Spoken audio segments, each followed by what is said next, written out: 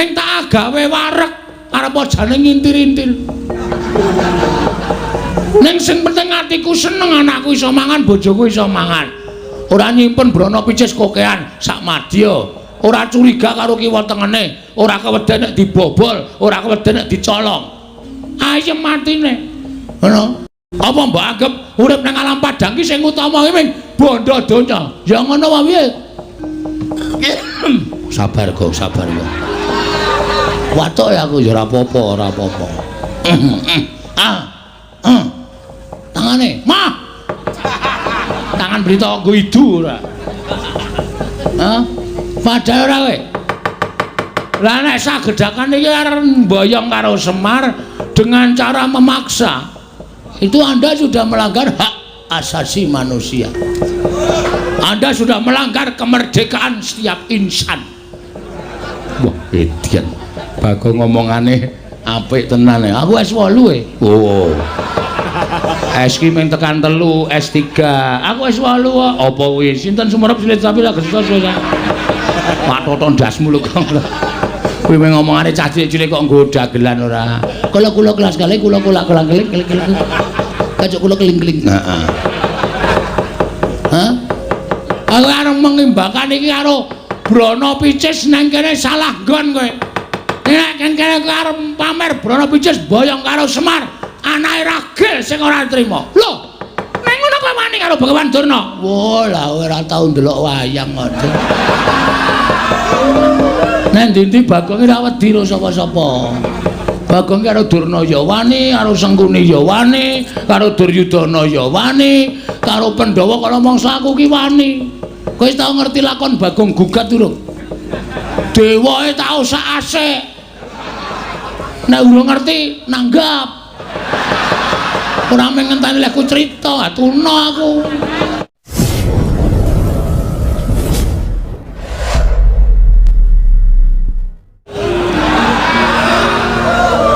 Iya, kancane omong apik-apik kok kuwi mesti geseh lho, Gong. Menika kersanipun Bapak kados pundi menapa badhe damel kelaparan menapa? Kepareng ingkang abdi pun utawa putra pun Bagong nyadong dawuh timbalanipun Bapak Semar. Menawi Bapak Semar gadah niat seda dinten menika. Gong ra. Menapa Bapak niku ajeng pamit kalian masyarakat? Menika kula aturi paring dawuh ingkang tetela kula nedya nglumahaken asta anyuwun ngersanipun Bapak nderek badhe dipun paringi pinten kemawon kula namung ndherek.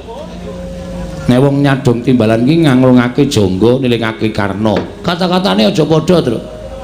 Wong ki nek iso ki duwe ide dhewe-dhewe. Kowe nganglungke jangga nilingake karna, aku nglumahaken asta nyuwun peparing dhateng sampun Bapak.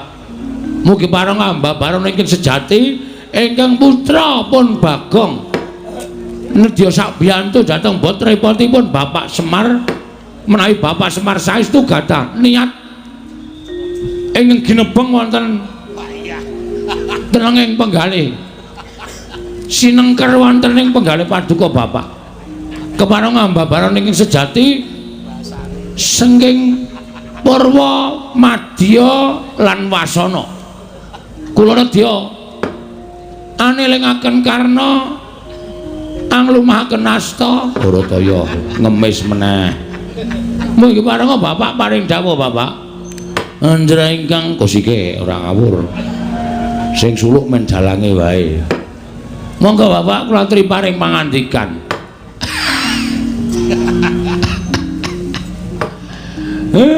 Nek ngrungokke tembunge Bagong ki nek wong ora kulina mesti gampang nesu, gampang emosi.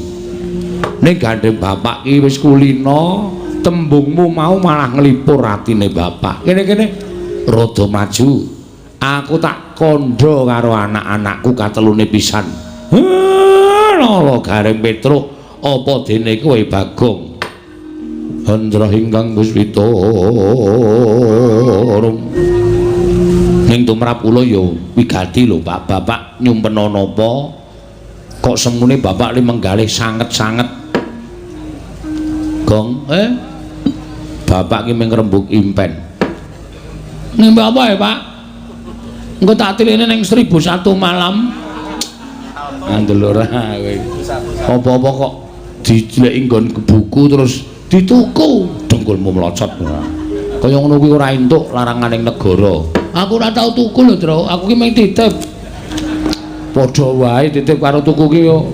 Senengane kok kowe iki dilareni tok gong kaya ngono kuwi. Mula kowe iki keluargamu murat-marit duitmu ora tok keke bojomu mung tok penting ki don kaya ngono kuwi. Kok sikik aja doting celebung. Nek kowe nganggep impen kuwi kembanging wong turu, impen kuwi ora tau mbok gagas, ora apa-apa. Mula aku ngandhake wong tuwa kuwi olah rasa, olah sasmita kuwi mesti padha dipetung. Lah, gandeng bapakmu ki peranganing wong tuwa, mula pendak-pendak ana apa-apa ingkang ndak lakoni kuwi tak jumbuhake karo kahanan. Tak onceki iki mengko arepe ana apa, iki mengko kedadiane kepiye kuwi tak gathuk-gathukke. Mula wong Jawa kuwi ora luput karo tembung otak-atik gathuk. Perkara luput ya wis ora apa-apa, ning nek bener mbok menawa lagi kebeneran. Oh nggih. Lah terus kula tak nyuwun prisa Bapak niku ngimpi napa? Impenku kuwi klebu impen sing ana maknane. Impen kok wonten maknanipun. Gareng tuwa dhewe ora tau sinau. Sing jeneng impen ki titiyani gandayani puspa tajem utawa kacitra kasudarsana kadara dasih. Kuwi saben wong wis padha ngerti. Impen titiyani utawa kacitra kuwi wancine jam 09.00 nganti tekan jam 12 bengi. Kuwi ora wong ngimpi ning wong ketonto. Upamane kaya wong sing duwe pepinginan ning durung iso kelakon nganti kegawa ketonto jroning turu. Kuwi jenenge impen titiyani. Oh. Kaya ngono kuwi kaya truk sajake. Titiyani iki ketonto gong. Wah. Mulane aku tau turu digrujuk banyu bojoku. Mergane aku nyebut jeneng Sumini. Merga aku seneng redeke ra kelakon nek truk dadi kegawa ngimpi. Ha ya kuwi. Kuwi jenenge titiyani ya, Pak? Titiyani. Pepinginan sing ora kelakon iki biasane sok kegawa. Ngono? Heeh tenan ya, kok tau siji digrujuk banyu, loro ditapuk sandal cangkemku. Ha iya. Aku kedaran karo sindan jenenge Orisa, wo. Nek saiki wis ora meteng Tru. Ana wonge. Ya wis ben. Kuwi titiyane. Lah gandayane iki impen jam 12 nganti jam 2. Kuwi impene wong turu tegese wong turu ki nek ora ngimpi jam 12 tekaning jam 2. Kuwi tegese wong mau wis nglakoni mati suri. Lho iki lho ngelmu cetek ning jero. Ha iya, ayo dikedhok. Mati suri, Pak, mati suri. Lah, impen sing eneng maknane kuwi jam 2 nganti tekan jam 4 utawa gagat bangun esuk. Ujaring piyai Jawa, ujaring piyai sepuh. Wong sing seneng olah sasmita impen sing kaya ngono kuwi eneng maknane. Ning maknane kosok balen. Maknane kosok balen akeh sing ngandhake nek ngimpi omahe kobong kuwi bakal entuk rejeki sing akeh. Nek ngimpi omahe woh ketekan wong akeh kuwi mesti bakale upama percaya mesti bakal nandhang dugita. Luwe-luwe wong mimpi dadi manten. Jarene lho kuwi cepak patine. Wong ngimpi ngitung dhuwit kuwi bakale lara utawa kenggonan penyakit.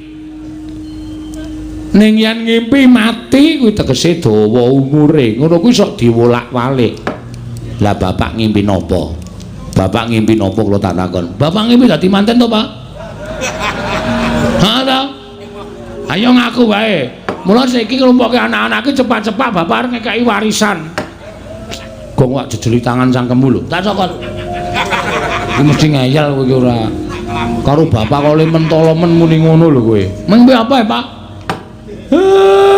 Kok ki ngimpi kok ora kenyono-nyono. Lah kok aku kerawuan widodari. Ah, kena rabi meneh kowe. Kusike to, Gong, kusike. Heeh, kowe mesti seneng karo widodari. Bapakku seneng karo widodari iki, bapak iki nuwun sewu, ya suwane wis semono. Ge widodari iki ayu-ayu kok. Monggo widodari mau nggawa wujuding kembang tukul saka kayewangan banjur ditandur eneng pelataran Karang Kadempel. Lah kok dadi ora kanthi kanyono-nyono. Kembang ingkang ditandur widodari mau tumuli kaya wujud cahya ingkang mubyar padhang ana ing Karang Kadempel. Nganti dadi hujating kang padha weruh wekasan akeh para nalindra kang padha tekan Karang Kadempel klebu ndara-ndaramu Pandhawa ya kepengin ngempek marang kamukten cahya ingkang tukul saka kembang ingkang tinancepake ning pelataraning padusunan Karang Kadempel. Dole mongko miturut petungane bapakmu iki dudu sasmita sing elek, iki dudu sasmita sing ora prayoga, ning iki sasmita sing apik, sasmita sing becik. Ketitik sakwise aku ngimpi kaya mengkono mau, aku uga entuk sasmita. Sasmita napa, Pak? Yen to dewa bakal matedhakake kanugrahan. Wondene kanugrahan mau ora ana liya ingkang kudu nampa ya mung bapakmu Semar. Waduh. Wahyu napa pripun? Iya, weh langgeleleng. Wahyu bakal tumedhak mrene, Gong. Wah, jan lan apa wedok? Lho sih. Ngawur banget kowe kok. Wahyu. Wahyu iki lan apa wedok aku takon. Wahyu iki kanugrahan. Wo, Wahyu bojone Nugroho. Udu. Wahyu kanugrahan iki tegese kae lho wis tau urung cerita Wahyu Cakraningrat. Urung aku. Oh. Sing ngerteni Wahyu Cakra Suharto. Kuwi bakul sandangan. Wahyu Widayat. Ngerti urung? Urung aku. Nek Pak Widayat pemain ketoprak ngerti aku. Gawe Pak Widayat sing judulne Bu Marsida kae to. Udu kuwi. Terus Wahyu Makutarama. Blangkon dengkulmu mlocot kuwi. Kok iso blangkon? Makutha ya apa? Makutha kuwi ageman ning sirah. Rama bapak. Agemane bapak ning sirah ya apa? Blangkon. Ning kudu Wahyu blangkon. Wahyu Makutarama hasta brata ngono kae. Bapak ki arep entuk Wahyu model kaya ngono kuwi ning dayane apa, kekuatane apa bapak ora urung ngerti. Ngono to Pak critane. Iya, Petruk anakku sing gagah tur sing pinter dhewe ya ming kowe. Matur suwun, Pak. Lah terus salajengipun Wahyu mau bakal tumedhak ning Karang Kadempel ndayani saking para raja Nerpati ingkang tak derekake. Ning syarate kok abot. Syarate napa, Pak? Syarat sing kudu tak lakoni, aku kudu nglumpukke pusaka 3 cacahe. Mongko pusaka mau ora pusaka baen-baen. Pusaka pepethinganing jagat ingkang kudu rawuh ning Karang Kadempel. Yen ora iso nglumpukke pusaka 3 mau ya ora bakal impen mau kababar dadi kasunyatan Panakawan. Ratune Ratu Tama Pati-pati lino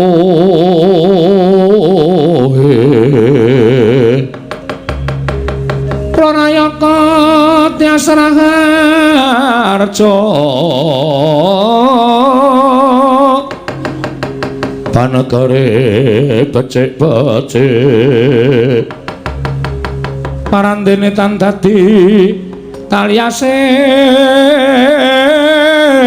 kala bendu malah bangkit mangkenan dotra rupita kang reribeti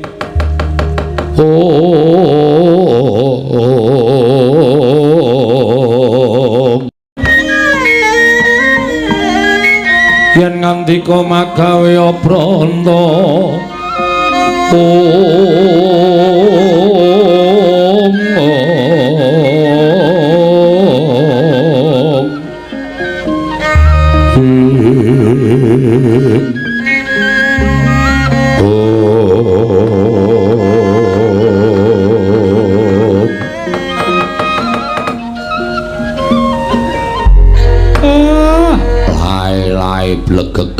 utek sadulita mel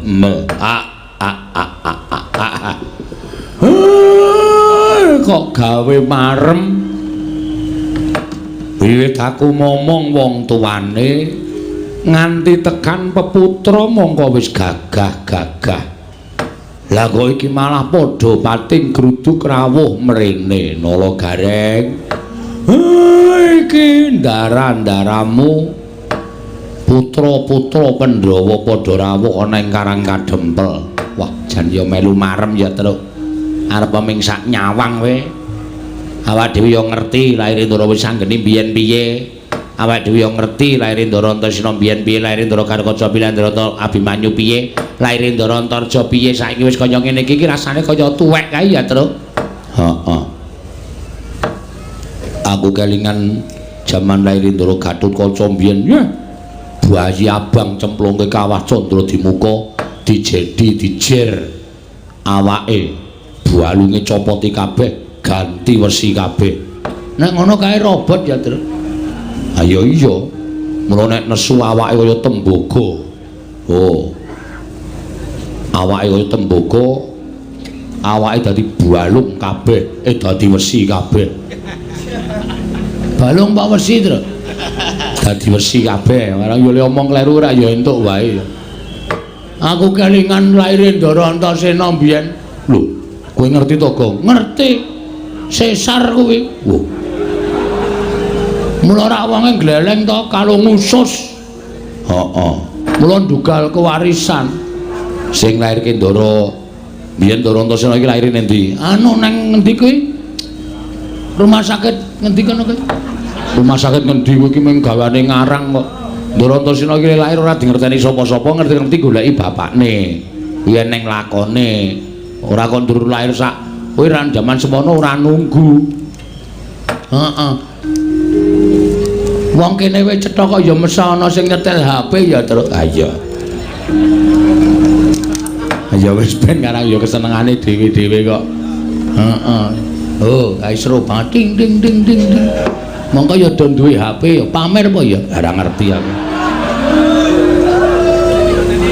Siwana Yantaka slamet tekaku aku ngaturke bekti Siwa inggih kula tampi Ndara Wisanggeni bekti kula den iya Nala Gareng tak tampa pangestuku tampanana Ndara Antasena bekti kula katur ya Nala Gareng tak tampa pangestuku tampanana Ndara Garkaca Ndara Antarja bekti kula katur ya Nala Gareng tak tampa ya Nala Gareng tak tampa Ndara Abimanyu bekti kula nggih den ya Nala Gareng tak tampa Ndara Wisanggeni bekti kula Ndara Antasena bekti kula Petruk tak tampa Petruk tak tampa Ndara Karkaca Ndara Antarja bekti kula ya Petruk tak tampa ya Petruk tak tampa Ndara Abimanyu bekti kula nggih den ya Petruk tak tampa pangestuku tampanana ya Gong gentenan Ndara Wisanggeni Ndara Antasena Ndara Karkaca Ndara Antarja Ndara Abimanyu ngantaraken bekti kula kunjuk kok dirotone mentanake wektu meng ngaturke pambagya setengah jam dhewe iya Bagong tak tampa pangestuku tampanana ya Bagong tak tampa pangestuku tampanana ya Bagong tak tampa pangestuku tampanana ya Bagong tak tampa pangestuku tampanana ya Bagong pangestuku tampanana ngandel ora ming pangestu ta ora ana sing kecret sithik-sithik Bagong ya sapa-sapa dijaluki sapa-sapa ditembungi ora wong kaya kebangetan ora nun sewu lah kok janur gunung kadingaren rawuhipun ndara-ndara kula lancur-lancur Pandhawa menika keparengipun Kakek Semar Blokasuta wae satemene ingkang nganti lawan kadang-kadangku kuwi aku sampean iya lah sebabe Kakang Antasena nalika semana tak kanthi saka Ngrandu Gombala Kakang Garkaca tak jujul ning Pringgondani Kakang Antarja tak jujul marang Jangkar Bumi apa dene Kakang Abimanyu ya tak pethuk marang Tanjung Anom. Mangkiriyen. Sampeyan kok nglumpukke anak-anak Pandhawa rawuh mriki niku wigatosipun mung bakal padha tak kandhani Mitra Sasmita ingkang tak tampa kek. Aku kuwi ngimpi. Lah kok impenku mau banget gawe bombong ati ning Wisanggeni. Aku weruh Kakek Semar kuwi mangku Sang Hyang Candra gumebyar cahyaning Kakek Nayantaka. Wekasan sapa ingkang cedhak lawan Kakek Semar? Kaperbawan marang dayaning sunar ingkang metu saka anggane akeh Semar. Wekasan dadi ayem, tuwin dadi tentrem. Atine ingkang padha nampa sarta antuk sunar ingkang metu saka raganing Kakek Nayantaka. Saka petunganing wis anggeni, Kakek Semar bakal nampa kanugrahaning Wang Mahanasa. Mula entuk ora entuk sawaning para putra iki bakal ngempek kamukten ingkang bakal tinampa dening kakekne Semar.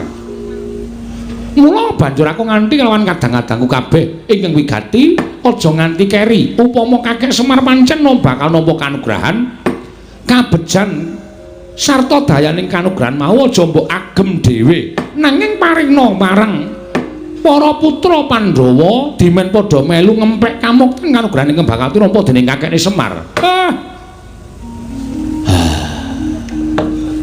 Cah cilik kok pintere Raja Mak-jamak. Aku ki duwe anak cilik wae petuke Raja Mak-jamak. Sapa, Pak? Ya kowe kuwi. Ndara Wisanggeni iki arep etungen to, semene iki nom dhewe.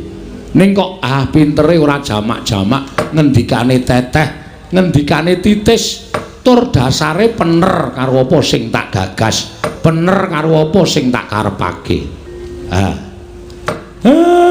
Nggih, kula nampa. Matur banget panutan kula pepindhan ya kek sami-sami. Ning kanugrahan iki mboten ajeng isa kula gayuh. Merga syarate angel. Lho, syarate apa? Syarate kula kudu isa nglumpukke pusakaning jagat telu cacahe. Pusakaning jagat telu cacahe kuwi apa wae kek? 1 Pustaka Jamus Myang Jimat Klima Sada, angka 2 Sekar Wijaya Kesuma, angka 3 inggih menika pusaka aran Kyai Nenggala. Monggo niku angel digayuh. Niku pusakaning para priyayi, niku pusakaning para luhur. Nek kula kongkonan anak-anak kula niku meng semaguh tanpa bukti, kakehan gunem tanpa guna. Gelem mangkat, gelem makarya ning perkara kasembadan lan orane ora iso dijagake. Mula gandeng nek sampeyan kepengin ngempek kamukten utawa wahyu ingkang bakal tumedhak wonten ing Karang Kadempel, ya kudu wani mbudidaya. Kudu wani banting raga meres kinget. Mengkono kek nggih. Ya yen pancen kaya mengkono ora usah kuwatir. Aku mengko sing bakal nggayuh pusaka 3 tak baya marang Karang Kadempel. Ampun sembrono lho. Ampun gampang ngucap. Ngoten. Ucap niku dicundhukke karo kekuatan. Ucap niku dicundhukke karo kepinteran. Ucap niku dicundhukke karo kekuwataning raga lan jiwa. Merga sakniki akeh wong sing kakehan ucap ning ora dicundhukke karo kekuwatane. Wekasan ana tetembungan kokehan gluduk kurang udan. Tom kosong. Allah. Apa kok? Tom kosong. Tong kosong berbunyi nyaring ngene ya, Tru. Ayo nek cara basa Indonesia ngono kuwi. Omongan oke ning ora ana nyatane. Kene iki kok tak nganake kene mbel. Ora ana nyatane, ora ana. Lah niku nek sampeyan sago ya sago tenan, ning nuwun sewu nek ming kandhek wonten ing lair, mboten sah mawon mengke ndak malah ribet-ribeti. Kek aku karo Kakang Antasena ing bakal budal marang negara Ndrawati ing wigati nyuwun ngambil Sekar Wijaya Kesuma. Nek ingkang wa mboten pikantuk, aku nggawa Kakang Antasena nek perlu takon ngamuk ning negara Ndrawati. Lah niku jenenge jilih ning nganggo kekerasan kaya ngoten niku. Niku mboten prayoga. Nek iso ya dirembuk sarana becik. Tak budidaya ngrembuk sarana becik. Aku ingkang sagu ning Ndrawati. Lah terus aku ingkang sagu marang negara Ngamarta. Nyuwun ngampil Wodarma Kusuma supaya pusaka tak boyong marang Karang Kadempel bareng karo adiku Abimanyu. Matur nuwun. Lah sing teng Mandura nek pancen aku dipercaya aku tak budal ning Mandura. Siwa Semar, aja kuwatir. Aku bakal nyuwun ngampil senjata Nenggala. Ndara Wisanggeni kali Ndara Antasena, Ndara Garukaca kali Ndara Abimanyu. Lah sampean kok ora duwe jodoh? Iya pancen aku mung ijin. Nek kira-kira tak wenehi kanca purun mboten. Nek pancen diparengake aku gelem. Bagong kowe melu Ndara Antarja. Aku ketoke arep masuk angin ya Pak iki. Wong mau cangkeme le omong bantere ora jamak. Waras apik kok bareng entuk gawean kok masuk angin. Wong masuk angin ki ra iso ditebak. Ketoke mau waras ngerti-ngerti terus meriang terus kerokan ya pirang-pirang kowe iki ora terus ngalahke aku ngono kuwi. Siji wong masuk angin, loro wong mati ora iso ditebak. Ana sing lagi tenguk-tenguk kepengin kedulungan wayu mejang. Ngerti-ngerti mudar. Ndasmu kuwi. Kowe nyemoni bapak kowe senengane ora. Mangkel aku. Wong aku ki masuk angin tenan kok mbok delok iki didemek. Terus iki bathuk iki. Oh iya panas ngono kok. Heeh. Nek kira-kira madang waras ora, Gong? Ane kuwi waras. Madang kok njur waras ora. Tergantung lawuhe. Oh, nek ming tempe ya suwe 3 dina lek waras. Nek sate kambing ya karo tengah jam wis waras. Lah apa sate kambing? Oh iya. Lha tuwa ki aja kuwatir. Nek tensine munggah aku ora tanggung jawab lho. Aku ora tau ndek tensi ya, Tru. Oh. Uteke ora panas. Ora bakal panas wong ora diutek aku. Ha iya. Kula suwun nek pancen pun saguh, nggih saguh mawon. Lan kula ngaturaken panuwun ingkang tanpa pepindhan. Dene ndika Ndara pun kepareng nyagahi menapa ingkang kula betahaken, muga-muga rancak samukawisipun napa sing dijanjekke dening para dewa saged tumedhak wonten ing Karang Kadempel sampeyan ngempek dayaning kanugrahan ingkang kula tampi Ndara. Tan samar pamoring sukma sinukmaya Dinayu ing asepi sumimen telenging kalbu pambukaning warana tarlen ing gumarenggeng samya pirembagan datasakeling mangke dumrujuk tanpa harapan praptaning Begawan Durna ingkang miyak sagung kang samya sumewa karya kagiat kang samya mulat.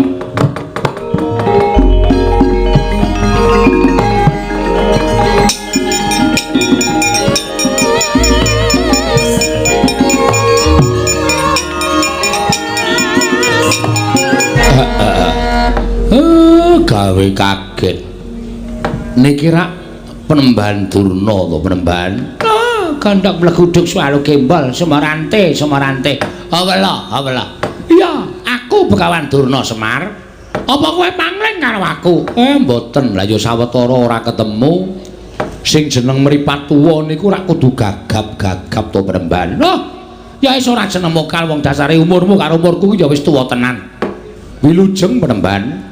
Selamat tekaku Semar niring sambikala praptaku. Salam taringku katur marang kowe ya Semar. Nggih kula tampi. Penemban bekti kula kunjuk. Nala gareng natampa pangestuku Tampanana. Lho nggih. Bekti kula kunjuk Penemban. Oh Petro Kancong bolong natampa pangestuku Tampanana. Lho nggih. Sanget anggen kawundadosaken jimat. Bekti kula kunjuk Penemban. Oh Bagong iya. Pangestuku Tampanana ya Bagong. Lho nggih. Sangat anggen kawin dadosaken jimat dipun sekecahipun anggenipun lenggah wis ora kurang prayoga praptaku ning Karang Kadempel. Eyang aku ngaturake bekti kunjuk. Lho, iki sapa iki? Aku wis anggeni Eyang. Oh, wis anggeni ya putu. Pangestuku Tampanana ya wis anggeni. Tak gegem dadekake jimat slamet Mbah Kakung. Lho. Sapa iki? Aku Antasena. Oh, Antasena putuku kowe. Pangestune Simbah Tampanana ya, Nger. Ndak gegem dadekake jimat Eyang bekti kula kunjuk. Suarane kaya Gatotkaca iki. Kasinggihan mekaten. Pangestuku Tampanana ya tetuka. Kula pundi nggo jimat Eyang bekti kula kunjuk. Iki sapa? Kula pun Antarja. Wah iya Antarja.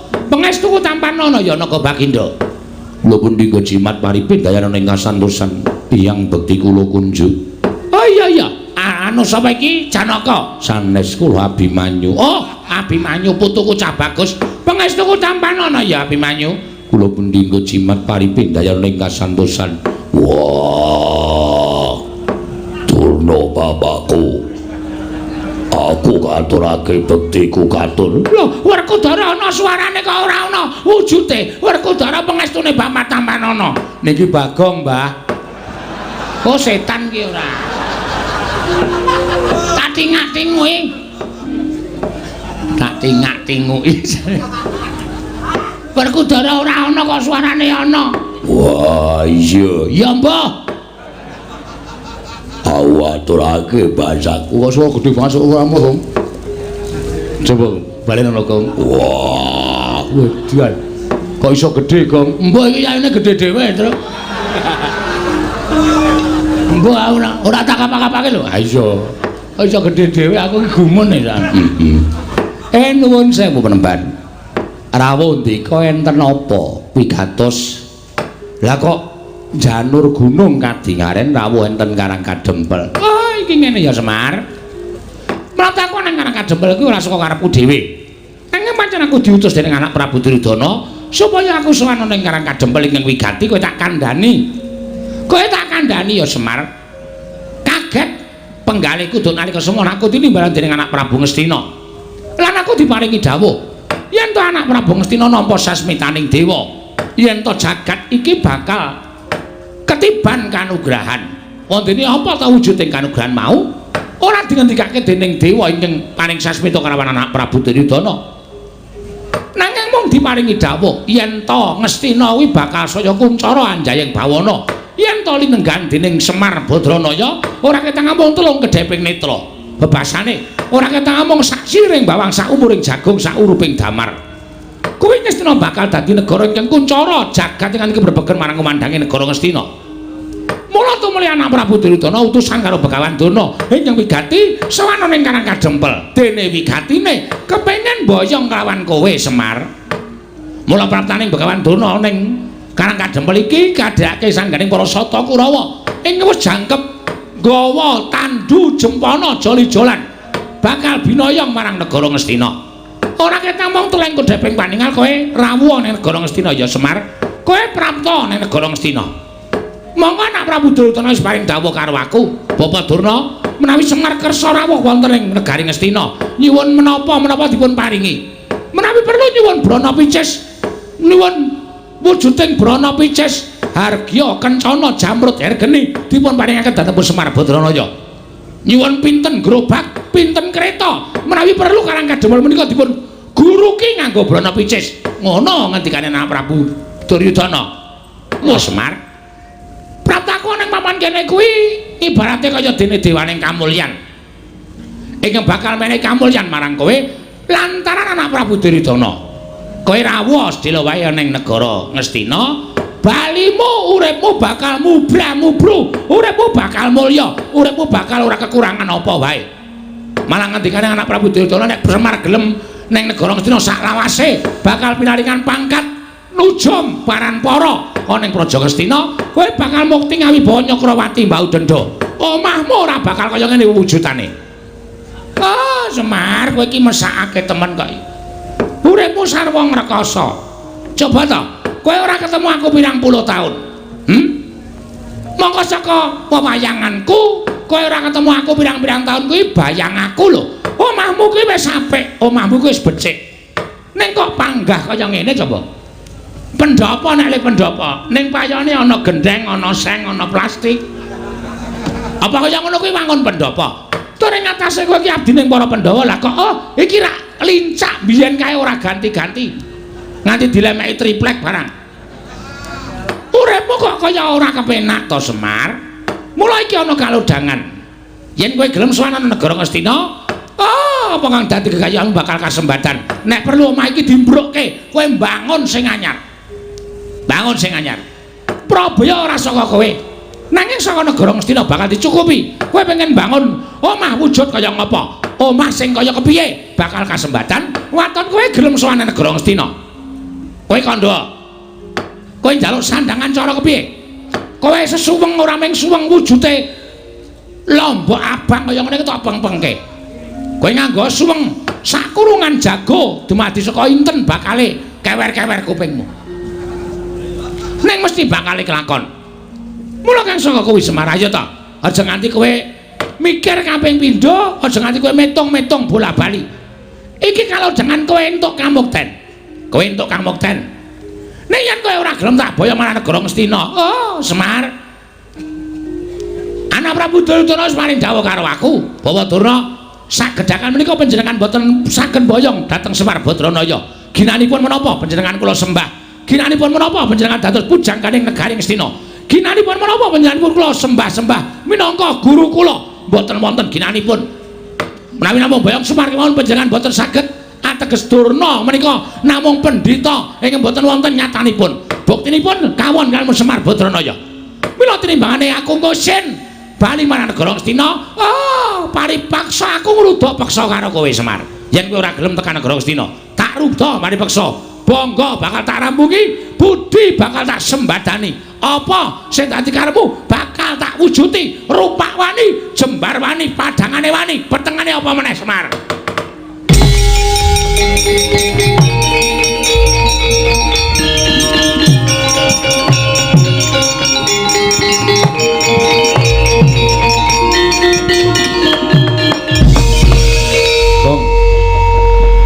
Mlebu omah kok cucul jarik katokan training ngono maksude piye? Ora ngerti aku nek nesu ngene iki to. Oh, mergo nek kebelet mung kari plotrok. Dengkulmu mlocok to ora. Saya terus meneng saya terus tak mangsuli Durna. Oh iya, iya. Kok kaya ora kepenak omongane. Lha ora kepenak nggon ngendi? Kok arep jiat karo Semar, arep maksa karo Semar yang anggepe dhek iki nang kene iki apa?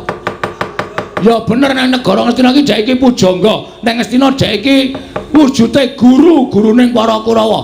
Nang Ngastina dhek iki pendhita. Nek nang kene iki dhek iki daya, kudune ngurmati karo situan rumah. Ora daya kok drangap-drangap cangkeme kok kenek. Sak penake dhewe ora. Lho, iki ngapa Bagong kok ucul klambi, ngetoke tatoku. Waduh. Endi tatomu? Iki nang lengen iki. Ula kok gubet gelas. Kuwi gambar apotek kuwi ya. Apotek nggo tuku bios nggo bios. Cengelmu ki apa? Gong ora ngawur gong. Men aku emosi aku. Aku nganti bapak kok nganti ame dipameri Brana Picis derajat pangkat iki. Bapak iki nek gelem duwe derajat pangkat nek gelem duwe Brana Picis wis biyen-biyen tak omongi.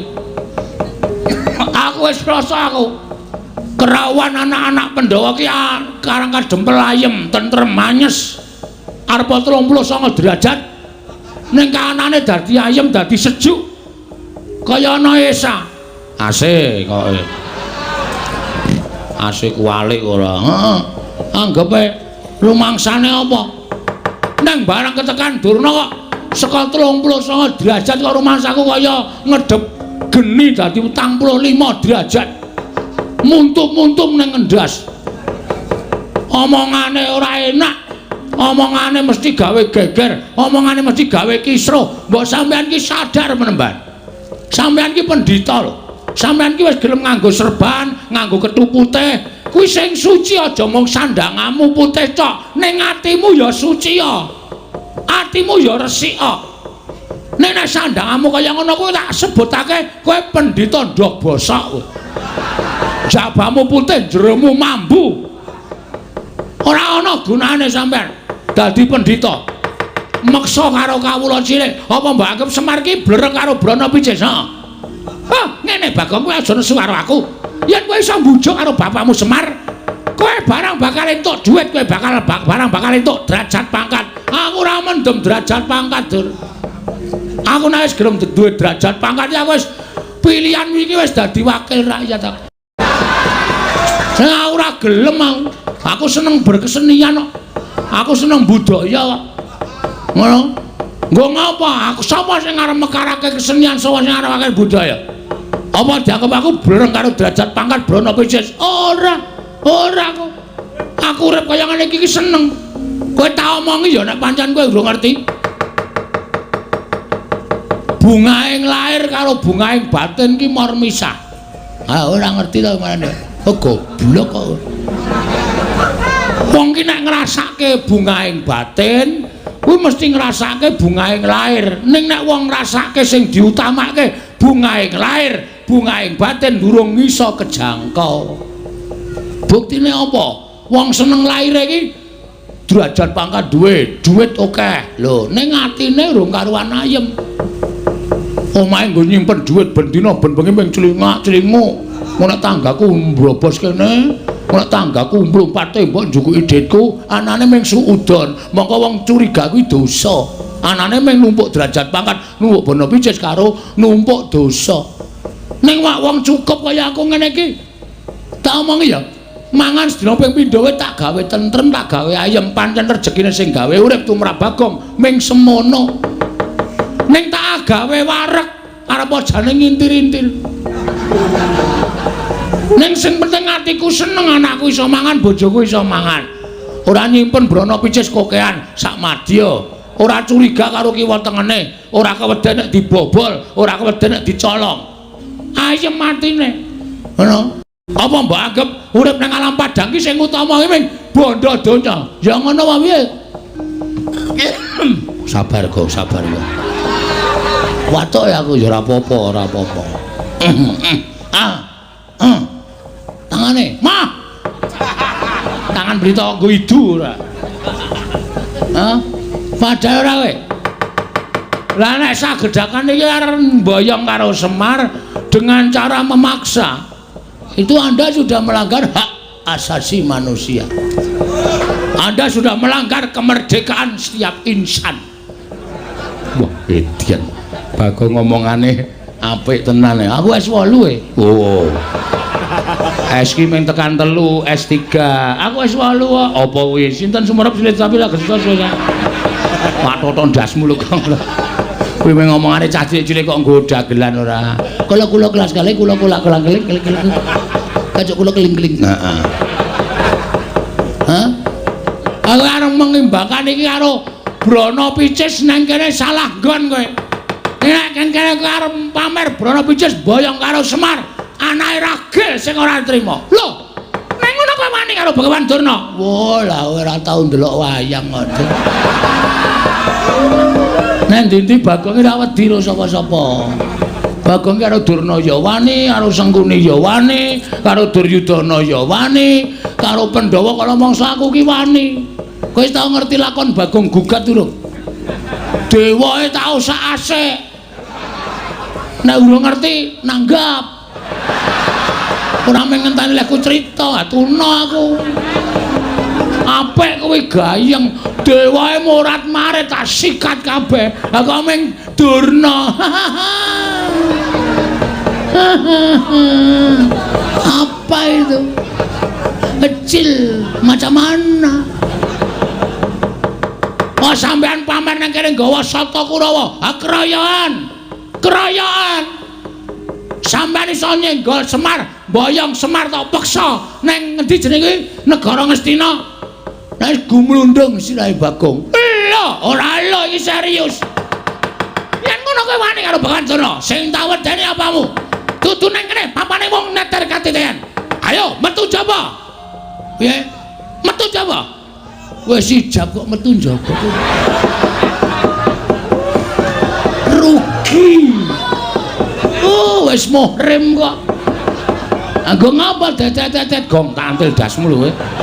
Cangkem elek ora. Kuwi mbok yo sing apik ora. Kuwi ngapa sing ngajari ya kowe ya. Bahane iki kan sing ngajari kowe. Nek ora ditokke sanggon-gon ora. Lah kuwi malah kurang ajar kuwi. Ditokke sanggon-gon kuwi. Ora yo ngregeti to. Oh, ora. Ayo, metu Jawa, tutut. Oh, lakon makan.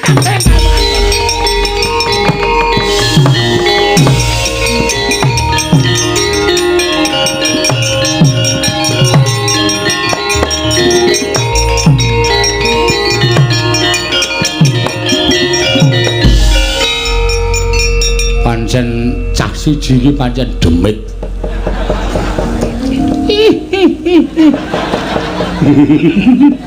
Aku kira ndelok polahe Bagong iso guyu dhewe dunekke demit ya.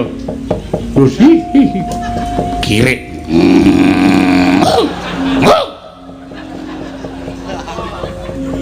Ngapa ya, Pak?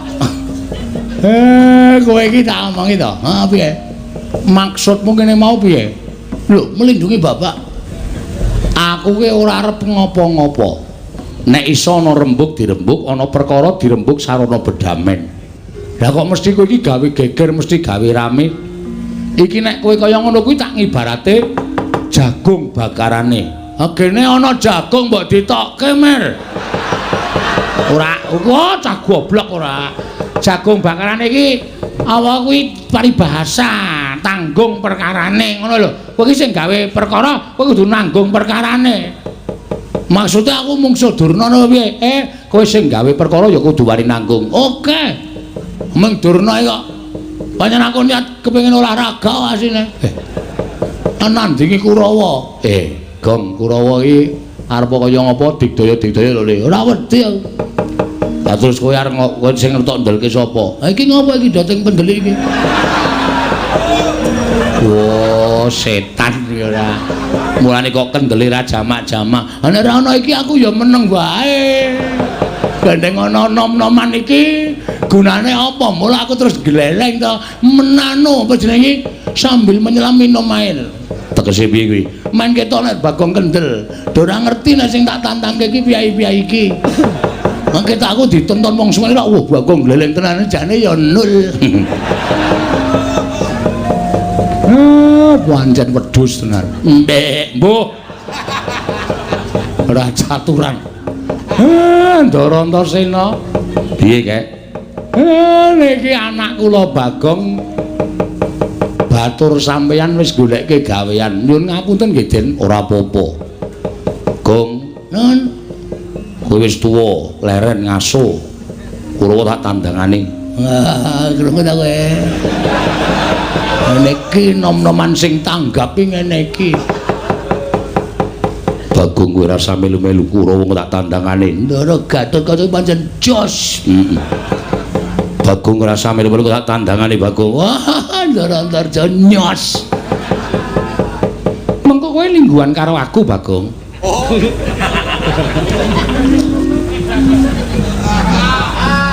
Piye, Gong? Iki ra patek otop iki. Kancane do nyambut gawe engko lungguhan karo aku, Bang. Apa mung paitan bokong lho. Paitan bokong piye? Lungguhan iki ra mung paitan bokong to. Wah, mbok temandang.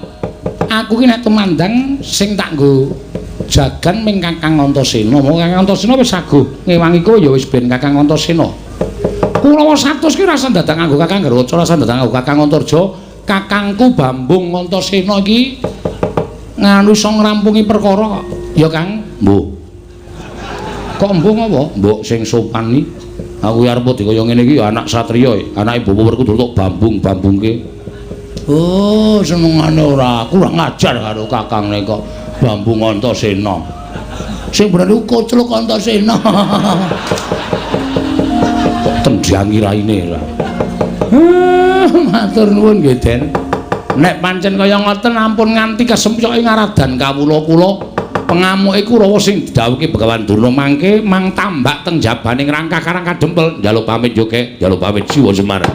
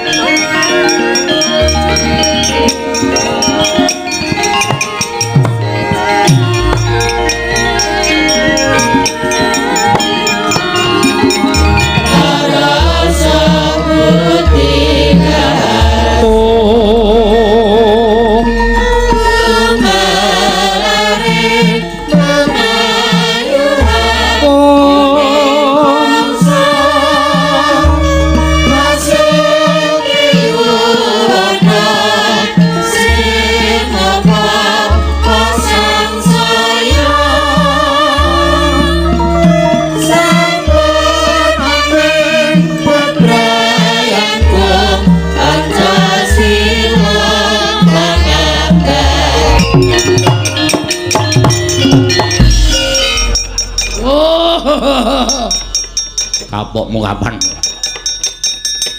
Semangkean. Ayo Kurawa gelem bubar apa ora? Ora gelem bubar, ajar anak-anak Semar legane. Kon Iblis? Kon Iblis apa piye? Mutiar. Oh, kapokmu kapan kowe? Kowe ngapa ya, Truk? Oh, kowe iki senenge cah kurang ajar. Gong, napa iki kilene nandur iki tenanan. Kok ambles bumi nggawa kantong gandum. Telone wong tok pedhiki tok wadahi iki piye? Engko nek panen nek jebol rak wis ra ono telone to. Kowe engko tak kei to. Wah, aku nek carane ngono kuwi gah aku. Wah, gah Gong, aja balekke Gong. Wis kowe ra sampe melu. Santai wae to, kowe ra sampe melu. Pokoke butuhe kowe engko tak kei. Jeneng aku ra wani iki. Gong, wis wae. Oh, wis. Wah, kandhane kaya ngono. Dok glut neng bumi sing weruh ya sapa? Wayang kok menganimasi. Waduh, iki aku dipendem sak dodo iki. Apamu kapan kowe? Balikke, Gong. Balikke ora semangkean ora. Ayo, Patih sengkune ora nekuk penjalin golek dalan nyangkal putung gawa para Sata Kurawa. Wow, konangan gareng timbles ngondir kantor.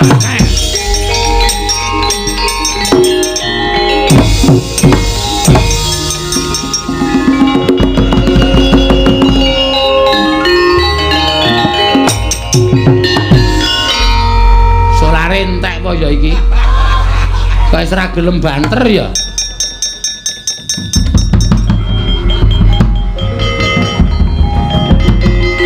Wah, kabulatore reget iki ya. Suara-suarane mak blok. Man. Piye? Diceblokke sadodo, Man. Ceblokke karo sapa wae sampeyan nek ngerti gila. Bagong ambles bumi, Petruk ambles bumi, Gareng mapur. Medeni, Man. Bagong ki ambles bumi. Nggih. Iki nek ati iso diceblok. Anggere ana mak sendul kudu mencolot, nek ora mencolot iso diceblok karo Bagong. Ngatur-atur wani atas ya tak jinjing ya. Ngono. Ngono. Wah. Anak Bagong keceron iki lene blok iki. Ngile nancemke mempeng banget iki. Didudut kok angel, Mas. Mbok coba didoni.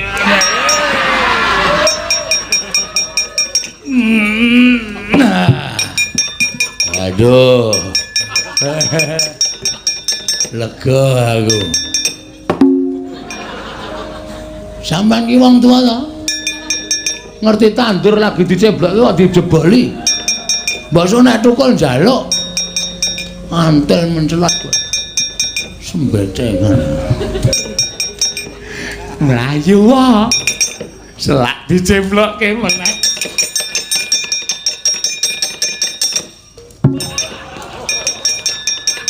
padha meng katot-katoke sak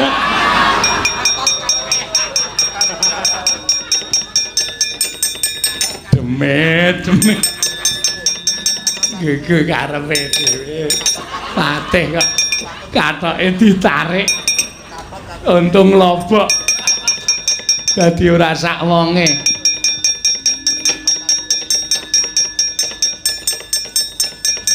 balekke Gong mah ukuran 3-4 ah iya nek kowe lemu ya ora sedeng ayo tak bedah santai wae sambung kain liyane kardinal waduh kardinal kok mempenge ra jamak-jamak ora lho keterangane katut sak kathoke jero ha iya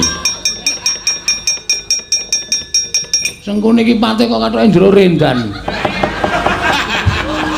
rendan piye kaya saringan tahu lho kok nyanyi dangdut ya mbok ora ngerti ora semengane werna-werna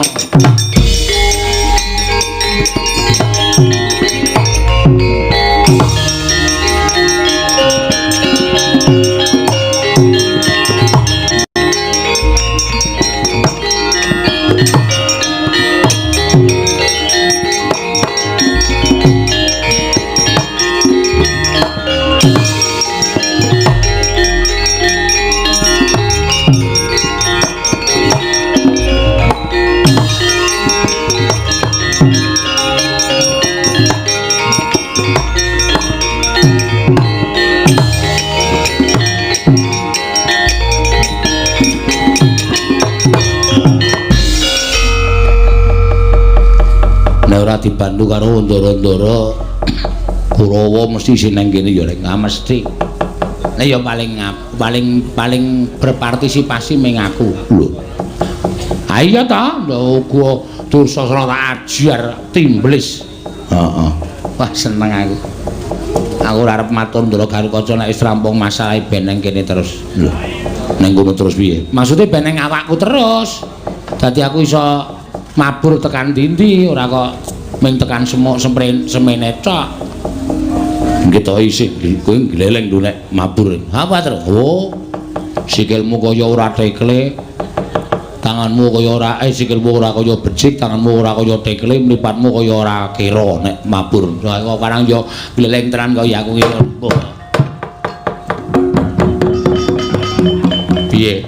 Rusak kok terus pisan. Kaburatore jepluk. Oh iya. Sing duwe abur-aburan wis minggat. Mula aja sok mamer. Heeh. Kowe ora iso mabur, aku tontonan tetep iso. Piye, Gong? Sing iso ambles ya wis metu kok, terus mbok ya wis. Ha iya. Agak bapak malah tindak mrene. Ayo engko bapak karepe sing diutus sapa ra ndara-ndara ki samarta ing gati sawika ing dhewe terus.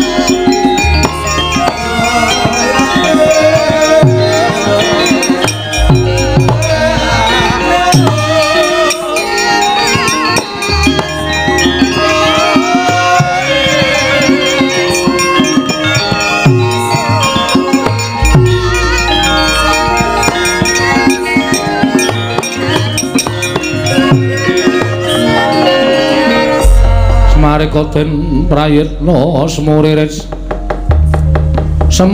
eka balik ditiyane gandayane tresanya purnama sasi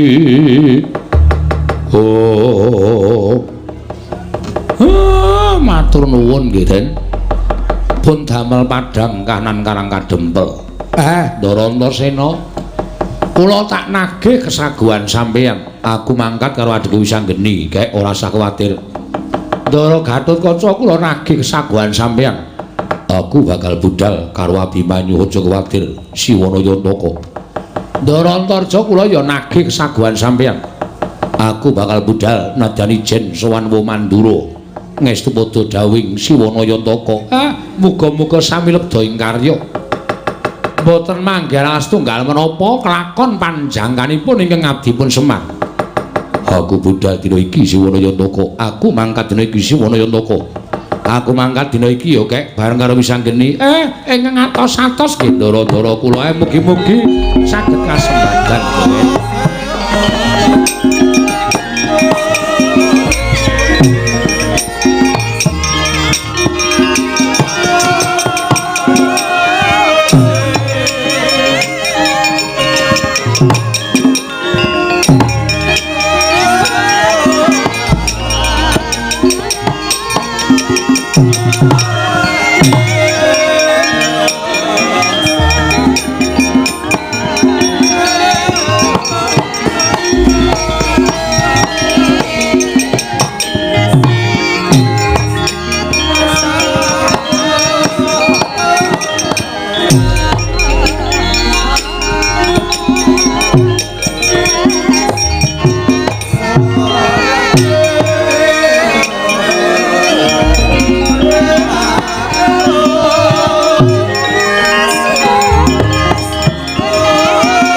Ngersaning Prabu Dwaraka. Ya kuluk ndak tampa. Ora liwat pangestu ning wakmu Indrawati Tampanono. Ndak gegem dadiake jimat. Anak lanang Antasena padha raja sak prapta munggir. Pangestune Pakdi wilujeng sowanku Pakdi. Aku ngaturke sembah kunjuk ya Pakdi. Ya kula Antasena ndak tampa. Pangestuning wong tuwa Tampanono ndak gegem dadiake jimat. Anggir pisang geni. Katuran karaharjan rawuhipun nggih. Paman Setyaki slamet tekaku ngaturke bektiku kunjuk ya Paman. Kula tampi dawa sami-sami. Anggir Antasena wilujeng rawuhipun Mak Cilik garpu ruji slamet tekaku. Aku ngaturke sembahku katur ya Mak Cilik. Kula tampi dawa sami-sami. Raden kekalih dipun sengejaken anggenipun lenggah. Siwa mati Udawa iya. Kaya ora kepenak praptaku wa. Padhipati Udawa iya. Kaya ora kepenak sowanku ning negara Ndrawati Pakdi. Wis anggeni. Siwa Ndrawati ana dawuh. Sumengko pengawak Bodrandamar Sasgita namung wigati. Sengkan-sengkan sowanmu ing datan Papapoyan. Ana wigati apa kuluk mara gage matur marang wakmu Ndrawati. Setemene ngene wae. Sowan kursane Prabu Ndrawati mau ora liya saka keparenging Kakang utawa Siwa Badranaya. Ing nalika semana aku budal saka ing Drepsala Geni sowan marang ngersaning Kakek Semar. Apa to sababe dene aku sowan marang ngersaning Kakek Semar? Sabab aku mituruti parampitaning dewa lumantar pasumenan ing wis dak tampa. Mula ora aneh yen to dina samengko mbuh bener mbuh luput mbuh cocok mbuh ora. Yen to karang kadempel utamaning kakekne Badranaya bakal antuk kanugrahaning dewa. Wong dene kanugrahan mau bakal dayane bakal dirasakake mring sagung para kawula sak negara Ngamarta, munggahing para putra munggah meneh para pepunden Pandhawa. Ya mung nalika semana ngendikaning kakekne Semar, nggone bakal kedurungan wahyu mau ora bakal kelakon lamun ora ana pambiyantuning Siwa Ndrawati.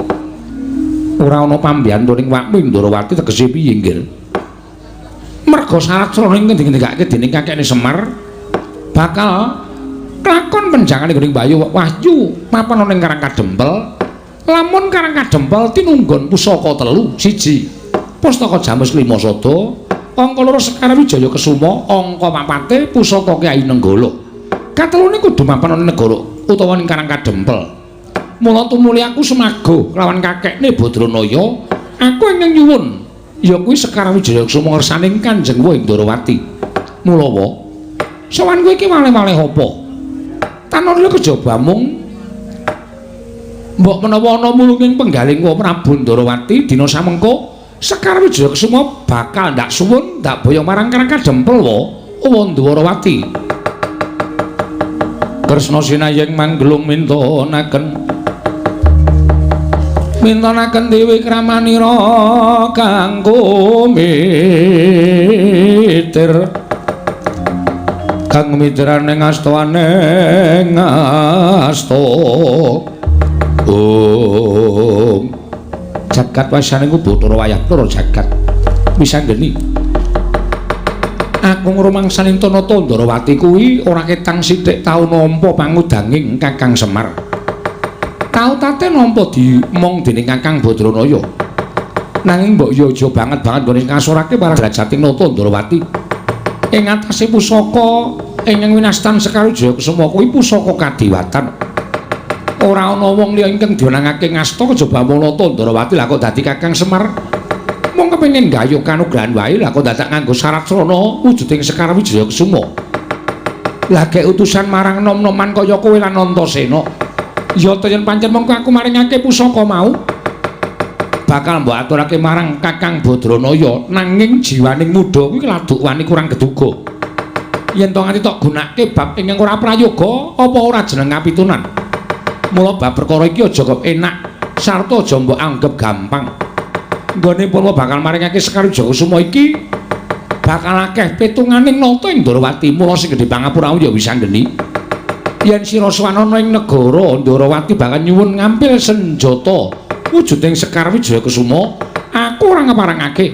Mula kowe bali marang ngersaning Kakang Semar, matur ingkang terwaca marang Kakang Badranaya yen Sekar Wijaya Kesuma ora bakal sowan marang Karang Kadempel wis anggeni.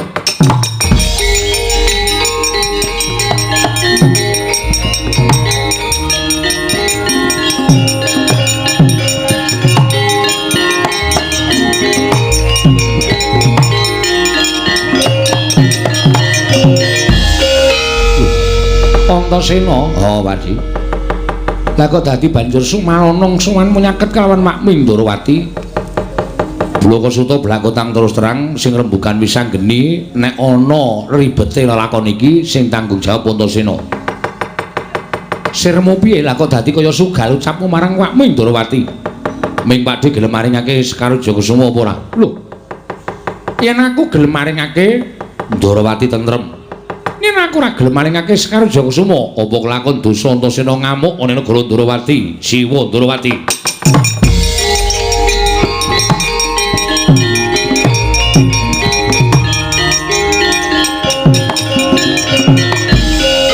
Setyaki. Sirama nganggo tirtaning kesabaran aja kaya ngono Setyaki, Kanjengipun. Bocah nom dumeh ndugal kewarisan. Dumeh ndugal kewarisan nom-noman ora nganggo petung, ora nganggo tata krama sakabinake dhewe. Nggih. Sampeyan nyumbari ajeng kawi geger negara Ndarawati. Nek ora krungu Senopati Ndarawati mboten napa-napa. Nek krungu Senopati Ndarawati niki dadi tanggung jawabe Satru Ingkar Boruji ingkang paman pun Setyaki. Menawi angger Antasena badhe damel geger negari Ndarawati, krana Kanjeng Koko Prabu mboten maringaken Sekar Jagasuma. Ajangipun boten wonten ing pundi-pundi namung wonten dadanipun Senopati Ndarawati metu njaba le tak jajale kaya ngapa